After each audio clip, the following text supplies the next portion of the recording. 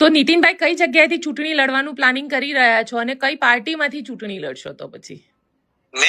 Madam Gopiben, મેં કોઈ એવો પ્લાનિંગ નથી કર્યો, કોઈ પાર્ટી ડિસાઈડ નથી કરી, કોઈ વસ્તુ. હું બહુ સામાન્ય વ્યક્તિ છું, લોકોના કામ કરું છું. પણ મને એવું લાગે બેન, તમને હું એક બહુ સત્ય વાત કરું ને, તો હું તો એટલા બધા ઇવેન્ટ્સ કરું છું, મને ખબર છે જેટલા યંગ જનરેશન છે કે આપણા જેન્ઝી જનરેશન છે, જેટલા લોકોને હું મળતો હોઉં છું ને, તમામ લોકોના મગજમાં એક જ વસ્તુ હોય કે ભાઈ રાજકારણમાં ન પડાય, રાજકારણ આવું, રાજકારણ તેવું.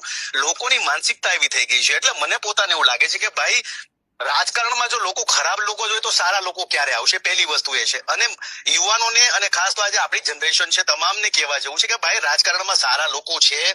સારું તમે કામ કરતા હો, તમે ફિલ્ડ લેવલનું કામ કરતા હો, તમે ગ્રાઉન્ડ લેવલને સમજતા હો, તો તમારે ઉતરવું જોઈએ. હર એક યુવાનનો અધિકાર છે. બીજું કે લોકો ગામડામાં, આપણા ગુજરાતને જોઈએ, ગુજરાત એક યંગસ્ટરોનું આંગણું કહી શકીએ આપણે, કે યંગ જનરેશન ગુજરાતમાં વધારે છે.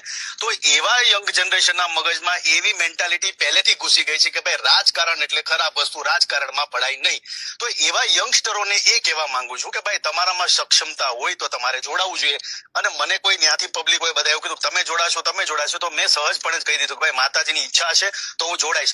મેં કોઈ પાર્ટીનો કોઈ વિચાર નથી કર્યો ક્યારે કે ક્યાંથી લડવાનો. હું તો આખા ગુજરાતમાં ઘર બનાવતો હોઉં. મેં ક્યારે કોઈ મારો એરિયો ફિક્સ નથી કર્યો કે ભાઈ મારો ભવિષ્યમાં કે ફ્યુચરમાં કઈ પ્લાન. હું આદિવાસી વિસ્તારમાં કામ કરું છું, હું સૌરાષ્ટ્રમાં કામ કરું છું, હું ઉત્તર ગુજરાતમાં કામ કરું છું. એટલે મેં ક્યારે એવો નથી વિચાર કર્યો મેડમ.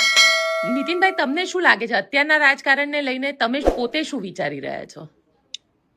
સારું છે હું એ જ કહું છું ને કે ભાઈ, અત્યારનું રાજકારણ એવું છે કે ભાઈ, તમને એવું લાગતું હોય કે તમે તમારા વિસ્તારમાંથી સારું કામ કરી શકો એવા છો, યંગ છો, તમને ફિલ્ડ વર્કનું નોલેજ છે, તો તમારે જોડાવવું જોઈએ. ડરવાની કોઈ જરૂર નથી. બધી જ પાર્ટી તમને સપોર્ટ કરશે. અને હરેક પાર્ટીની એવી ઈચ્છા હોય કે ભાઈ, સારા માણસોને સાથે લઈને ચાલીએ. તો તમારામાં એવી સક્ષમતા હોય તો જોડાવવું જોઈએ. નીતિનભાઈ, તમે તો ગરીબો માટે કામ કરો છો, તમે એ લોકોના ઘર બનાવીને આપો છો, એ લોકોની જે પણ સમસ્યા હોય છે એને હલ કરો છો. તમને એવું લાગે છે કે ક્યાંક આ બધી જ જે સમસ્યા, જે સામાન્ય માણસની સમસ્યા છે, એનું નિરાકરણ નથી થઈ રહ્યું? નહીં, નિરાકરણ તો હું તમને સત્ય વાત કરું ને, હરેક પાર્ટી છે પોતપોતાના વેમાં સારું કામ કરે છે. હું મારું કામ કરું છું. મને એવું લાગે છે કે ભાઈ, હું કોઈ ગરીબ છે કે દુઃખી માણસો દુઃખી નથી જોઈ શકતું. તો મને એમ લાગે કે ભાઈ, હું ચાલો સામાન્ય માણસોના કામ કરું છું. કદાચ હું પોલિટિક્સમાં આવું અને કદાચ હું રાજકારણમાં આ પ્રવેશ લઉં છું, તો જે કામ મારું અત્યારે જે સ્પીડે થાય છે એ કદાચ ડબલ સ્પીડે પણ થઈ શકે છે.